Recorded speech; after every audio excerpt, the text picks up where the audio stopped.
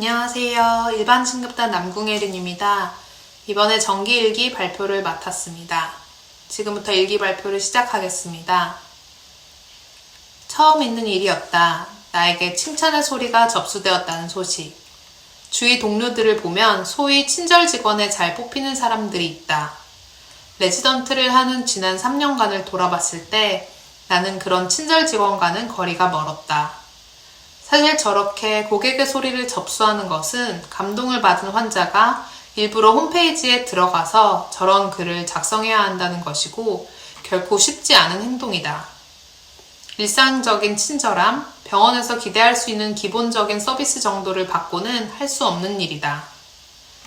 이전까지 내가 이런 것을 기대도 하지 않았던 이유는 딱 그만큼 했기 때문이다. 의사로서 해야 하는 기본적인 것. 수술 및 상태에 대한 설명, 정확한 치료 등 딱 기본적인 것만 했었다. 환자의 마음까지 헤아리는 것은 레지던트 1, 2년차 시절 나에게는 사치였다. 조금이라도 빨리 퇴근해서 조금이라도 더 자고 싶은 나에게 환자 한 명 한 명의 마음까지 돌보는 것, 그 사정을 들어주는 것은 그리 중요하지 않았다. 하지만 3년차가 되어 시간적 여유도 생기고 자연스레 원불교 교법 공부를 하게 되면서 조금 달라졌다. 상황을 분석하고 12이해를 따져보게 되고 무엇보다 역지사지를 하는 습관이 조금씩 생겼다. 교수님께 남궁선생 칭찬의 소리가 들어왔다던데? 라고 전해 들었을 때 나는 바로 그것을 쓴 환자가 누굴지 단번에 짐작할 수 있었다. 최근에 내가 그렇게 역지사지 해봤던 환자. 그리고 그 마음이 통해서일까? 대화를 나누며 소독을 해주고 있는데 대뜸 나에게 선생님은 좋은 분이에요 라고 했던 환자였다. 환자는 40대 여자 환자로 난소암으로 수술받고 3개월마다 CT를 찍으며 외래에서 추적 관찰을 하던 분이었다. 그리고 초등학생 자녀가 있었다. 그전 CT부터 배에 아주 작게 보이는 뭔가가 생겼었는데 교수님께서는 크기가 작고 더 변화는 없어서 경과 관찰만 하고 있었고 그날도 외래에 CT를 보러 온 환자분께 CT 괜찮아요 가세요 했더란다. 그래서 환자분이 맘 편히 집에 가려다가 그런데요 교수님 요즘 배가 조금 아파요 한마디를 했더니 교수님께서 갑자기 추가 검사를 하자면서 부랴부랴 검사 후 갑자기 수술을 하자고 해서 입원을 하고 담당 주치의로 나를 만난 것이었다. 사정을 모르고 처음에는 늘 하던 대로 수술 설명을 하고 동의서를 받았다. 환자 표정은 재수술에 대한 걱정 때문에 어두웠다. 그리고 다 끝나고 나에게 조심스럽게 혹시 교수님께서 외래 전에 환자에 대해 리뷰를 하시나요? 라고 물었다. 저런 상황이니 교수님께서 자신에 대해 파악을 못하고 있다가 환자분이 먼저 얘기하니 그제서야 파악한 것으로 오해를 한 것이다. 외래 때 자기가 배 아프다고만 안 했으면 그날 집에 가서 애들과 걱정 없이 행복하게 지낼 수 있었던 거 아니냐며 눈물을 보였다.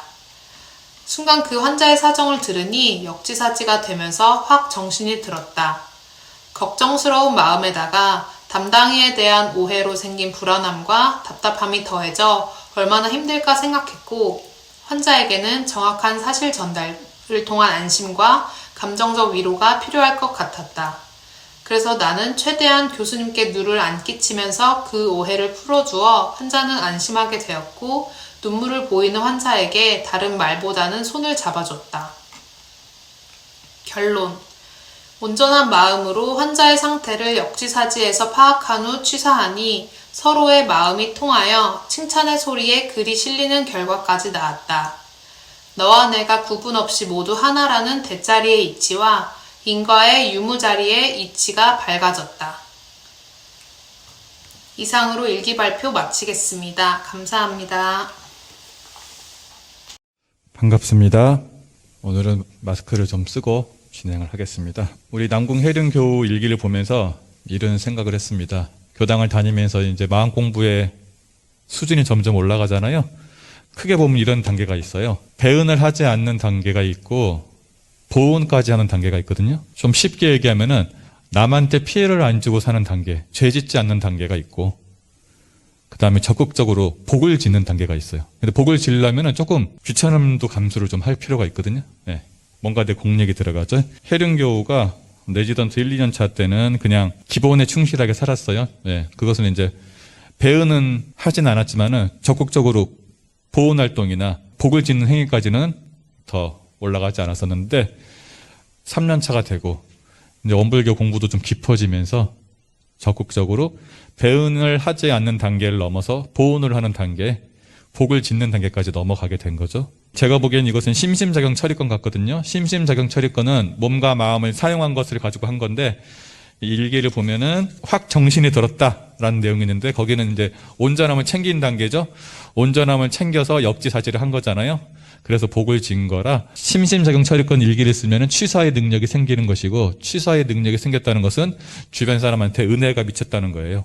그래서 우리 해륜교가 이제는 배은이나 죄를 짓지 않는 단계에서 적극적으로 보훈을 하고 복을 짓는 단계까지 발전을 했다.